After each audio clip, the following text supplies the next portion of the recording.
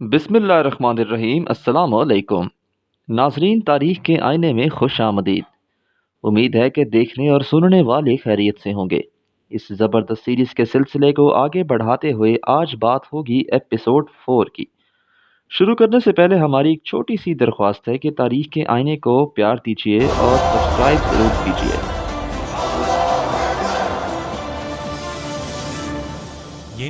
नाजरीन मोहतरम, इस किस्त की शुरुआत कुतुल अमारे से शुरू होती है, जिसमें उमर बेग शेख बख्ताशी को ढूंढने आते हैं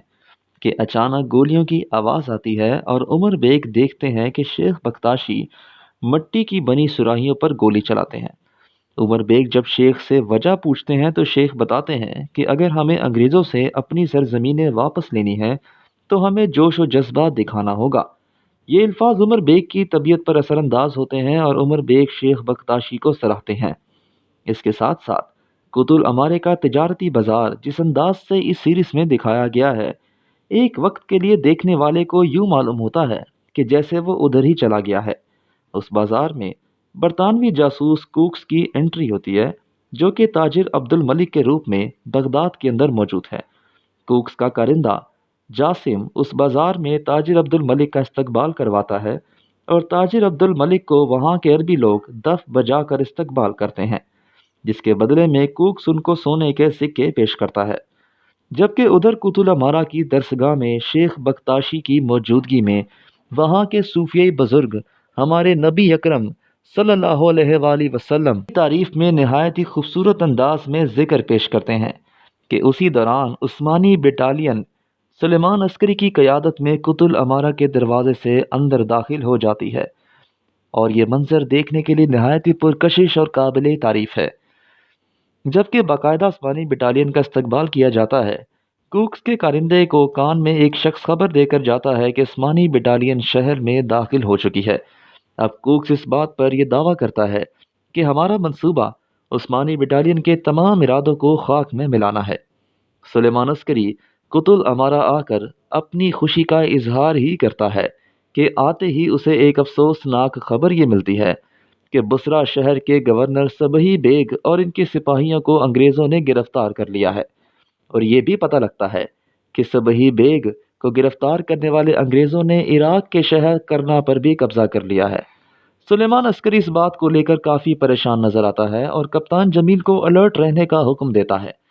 सुलेमान अस्करी को यह डर होता है इस बात का कि कहीं हमारे सिपाही मायूस ना हो जाएं और फतह में रुकावट पैदा हो जाए, और अगर ये बात अरब कबाइलों तक पहुंच जाती है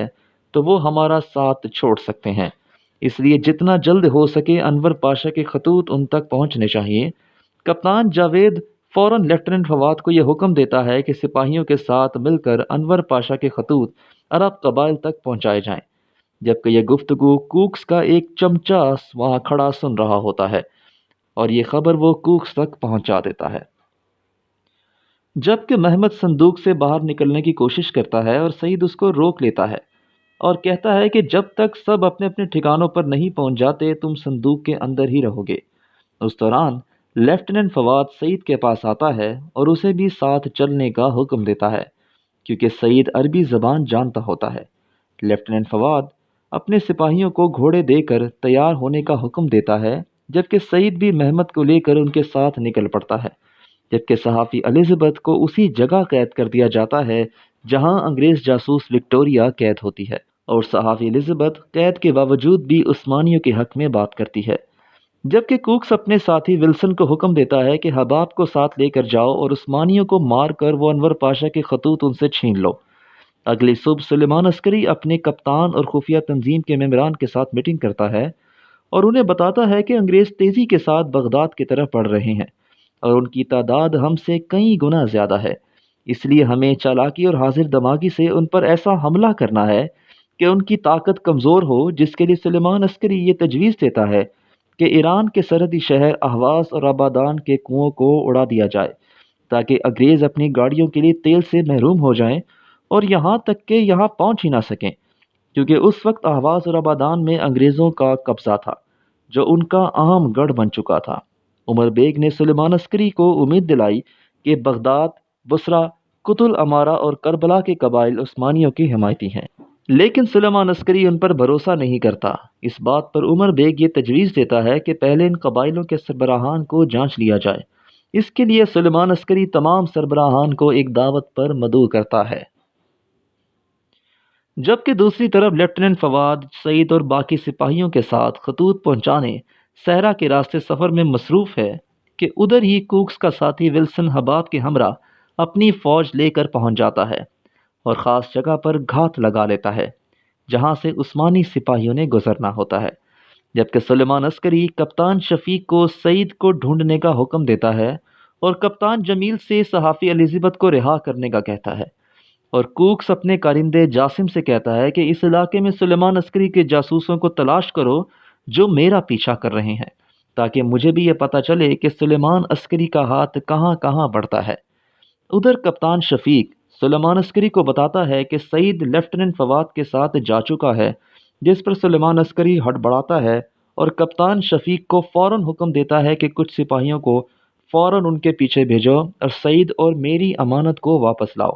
وہ امانت کوئی اور نہیں بلکہ مہمت ہی ہوتا ہے۔ ادھر کپتان جمیل صحافی الزبتھ کو اس کے کیمرے کے ساتھ عزت سے رہا کر دیتا ہے اور اپنے جاسوس موصب کو حکم دیتا ہے کہ الزبتھ پر نظر رکھی جائے۔ یہ وہی مصب ہے جو آگے چل کر عثمانی فوج سے غداری بھی کرے گا۔ عثمانی فوج کے سپاہی کھانے سے لطف اندوز ہو رہے ہوتے ہیں اور مزاح میں مصروف رہتے ہیں کہ مولود چاوش اسی شہید سپاہی کے بیوی بچوں کی تصویر دیکھ کر افسوس کر رہا ہوتا ہے۔ اس کو سپاہیوں کا ایسے ہنسنا ناگوار گزرتا ہے اور وہ سب کو خاموش کروا دیتا ہے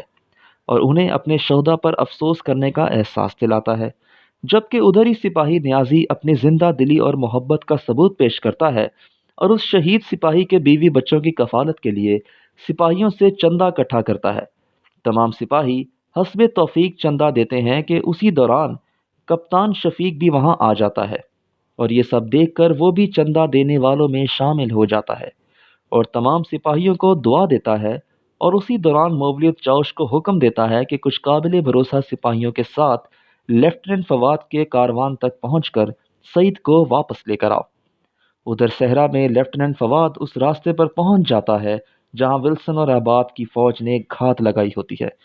اسی دوران محمد بے صبر ہو کر صندوق سے باہر نکلتا ہے کہ ولسن کی فوج ان پر فائرنگ کرتی ہے اور اس خوفناک فائرنگ کے نتیجے میں لیفٹیننٹ فواد اور اس کے سپاہی شہید ہو جاتے ہیں، جبکہ سعید اور محمد کو اغوا کر لیا جاتا ہے اور محمد اپنی حاضر دماغی سے وہ خطوط اپنے پاس چھپا لیتا ہے، جبکہ مولود چاوش سپاہی نیازی اور شامل کے ساتھ سعید کو ڈھونڈنے نکلتے ہیں۔ ادھر کوکس کو پتہ چلتا ہے کہ سلیمان عسکری نے قبائلی سرداران کو دعوت پر مدعو کیا ہے، جبکہ کوکس جاسم کو اس صفت میں شامل ہونے اور عثمانیوں کی حمایت کرنے کو کہتا ہے تاکہ سلیمان عسکری کے مزید ارادوں کو جان سکے، جبکہ ادھر صحرا میں مولود چاوش اور نیازی لیفٹیننٹ فواد کے کارواں تک پہنچ جاتے ہیں جہاں تمام سپاہیوں اور کمانڈر فواد کی لاشیں موجود ہیں، جس پر نیازی رو پڑتا ہے اور اپنے شہدا کو واپس کوت الامارہ لے جانے کے لیے تیار ہوتا ہے، جبکہ سعید اور محمد وہاں موجود نہیں ہوتے۔ مولود چاوش تمام سپاہیوں کو حکم دیتا ہے کہ ان شہدا کو واپس کوت الامارہ لے جائیں، جبکہ مغلیت اور نیازی سعید کو ڈھونڈنے آگے نکل پڑتے ہیں، جبکہ ولسن اور حباب سعید اور محمد کو خفیہ مقام پر باندھ دیتے ہیں اور ان دونوں سے خطوط کے بارے میں معلومات لیتے ہیں، لیکن محمد اور سعید ثابت قدم رہتے ہیں اور خطوط کے بارے میں بھنک بھی نہیں لگنے دیتے، جبکہ ولسن محمد کی زخمی ٹانگ کو تکلیف دینے کی کوشش کرتا ہے، لیکن پھر بھی محمد ثابت قدم رہتا ہے۔ اب دوسری طرف بات کرتے ہیں محمد کی خوابوں کی شہزادی زینب کے حوالے سے۔ اتفاق سے وہ بھی رات کو خواب دیکھتی ہے کہ محمد ایک کنویں میں گرا زینب کو مدد کے لیے پکارتا ہے، جبکہ زینب اسے بچانے کے لیے ہاتھ آگے کرتی ہے۔ اسی دوران زینب نیند سے جاگ جاتی ہے